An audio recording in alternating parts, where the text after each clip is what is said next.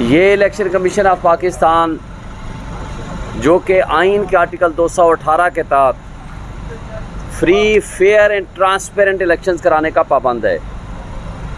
आपने देख लिया, आज से 2 दिन पहले इन्होंने आज खुद इस बात को तस्लीम किया कि elections free, fair and transparent नहीं हुए, और उन्होंने मुद्दा किस पे डाला कि वो अदलिया के पास गए थे और अदलिया ने वो बंदे नहीं दिए। उसका मैंने जब रिकॉर्ड चेक किया तो high court, Lahore high court को इन्होंने ख़त लिखा। लाहौर हाई कोर्ट ने कहा कि हमें नोटिफिकेशन भेजें ताकि हम आपकी रिक्वेस्ट को रिकन्सिडर करें। ये मैंने रिकॉर्ड ख़ुद चेक किया। तो लिहाजा हाई कोर्ट की तरफ से रिफ्यूज़ल नहीं हुई थी। दूसरी बात, जब हमने लाहौर हाई कोर्ट में चैलेंज किया कि आप अदलिया के ज़रिए ये इलेक्शन कराएं, तो अपील में कौन गए थे? सुप्रीम कोर्ट में अपील ये इलेक्शन कमीशन लेकर गया था और कहा कि नहीं, इन्हीं रिटर्निंग ऑफिसर से हमने इलेक्शन कराना है। चलें, ये गुज़र गया। क्या आपकी ज़िम्मेदारी नहीं है कि आप फ्री, फेयर एंड ट्रांसपेरेंट कराएं?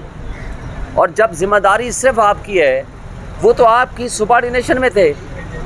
आप उनके ख़िलाफ़ डिसिप्लिनरी एक्शन भी ले सकते हो, आप उनके ख़िलाफ़ नौकरी से भी ऑर्डर कर सकते हो, उनको निकाल सकते हो। तो सवाल ये पैदा होता है कि आपने उनके ख़िलाफ़ क्या एक्शन लिया। मेरे भाई, आप बदरा बात ना करें, डिस्टर्बेंस होती है। उसके बाद क्या होता है, ये इस्लामाबाद का वो हल्का है मेरा, NA-47, ये रेड जोन उसमें शामिल है। यहाँ इलेक्शन कमीशन, यहाँ हाई कोर्ट, सामने सुप्रीम कोर्ट, सामने प्राइम मिनिस्टर हाउस, सामने प्रेसिडेंसी और डिप्लोमेटिक इनक्लेव इसमें शामिल है। और एक मेरा हल्का पोलिंग स्टेशन यहाँ प्राइम मिनिस्टर हाउस में भी था।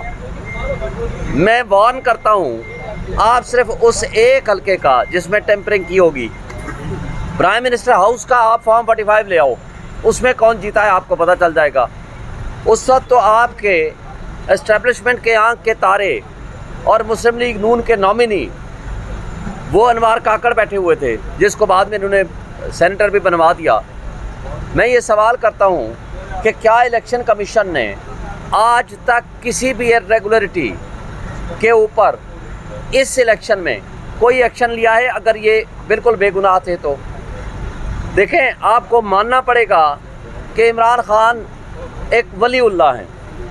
वो इसलिए कि उन्होंने आज से 2 साल पहले इनके बारे में कहा था कि ये गैर जानबदार नहीं है, ये मुस्लिम लीग नून को फेवर कर रहे हैं, ये एस्टेब्लिशमेंट को फेवर कर रहे हैं, ये किसी एजेंडे पे हैं। लेकिन वक्त ने साबित किया, उस वक्त एतराज़ होता था इमरान खान के ऊपर कि उसने तनकीद क्यों कर दी, जिसके ऊपर इन्होंने तौहीन अदालत का नोटिस भी कर दिया था। लेकिन आज जो पोजीशन है, मुझे ये बताएं, आज हर सहाफ़ी, हर पॉलिटिकल पार्टी और हर शख्स पाकिस्तान का इनके ऊपर तनकीद कर रहा है कि ये उस करप्ट सिस्टम का हिस्सा बन चुके हैं जो कि इनको नहीं बनना चाहिए था। अब आपके सामने मैं इस्लामाबाद के 3 हल्कों की बात करता हूँ। मुझे बताएं, इन्होंने खुद सिलेक्ट किया with the consultation of chief justice Islamabad high court justice Tariq Jahangiri साहब को कि वो इलेक्शन ट्रिब्यूनल के तौर पर काम करेंगे। जब इलेक्शन ट्रिब्यूनल ने फंक्शनल हो गया, उसने इन नाजायज़ और कठपुतली MNA जो इस्लामाबाद के बने फिरते हैं, उनको कहा कि जनाब आप अपना फॉर्म 45 ले आइए। 3 काम कहे, आप फॉर्म 45 ले आइए, आप जवाब ले आइए हमारी पटिशन का, और आप एफिडेविट ले आइए। ये काम 3 इदारों को कहा। एक MNAs को कहा जो बने फिरते हैं नहीं, इलेक्शन कमीशन को कहा और रिटर्निंग अफसर को कहा। ये तीनों जवाब नहीं लाते, और जवाब और एफिडेविट दोनों चीज़ें नहीं लाते, और ना फॉर्म 45 लाते हैं। और 2 तारीख लगी, फिर 29 तारीख लगी, फिर 5 तारीख लगी।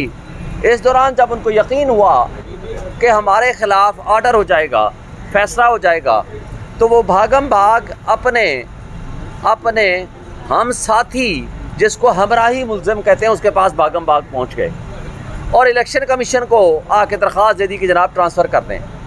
और ट्रांसफ़र करने की लीगल ग्राउंड सिर्फ दो होती हैं। एक होता है कन्फ्लिक्ट ऑफ इंटरेस्ट, एक होता है बायस होना, मुतासिब होना।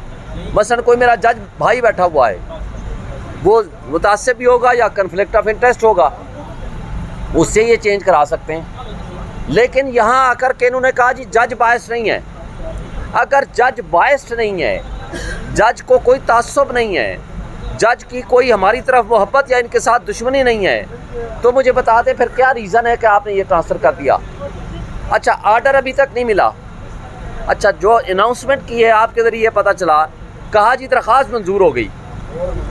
मंजूर करके किसको भेजेंगे? इलेक्शन ट्रिब्यूनल तो यहाँ एक ही है, वो है तारिक जहांगीरी साहब। अब जस्टिस तारिक जहांगीरी साहब से जब आप ट्रांसफ़र करेंगे तो किसको देंगे?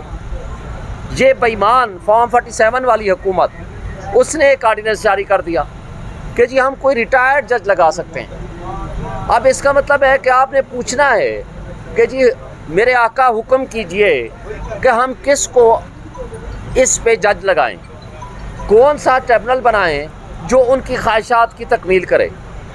मैंने अपनी पटिशन जो इलेक्शन कमीशन के पास है उसमें लिखी हुई है, वो पटिशन लाना किसके पास है, उनको को पटिशन ले आओ। उसमें मैंने एक पैरा लिखा है कि इलेक्शन कमीशन, रिटर्निंग अफसर और मेरे जो रिटर्न कैंडिडेट हैं तारिक फजल चौधरी, इनकी मिली भगत से इन्होंने करप्ट प्रैक्टिसेस के ज़रिए ये सारी धांधली, फ्रॉड और फोर्जरी की है।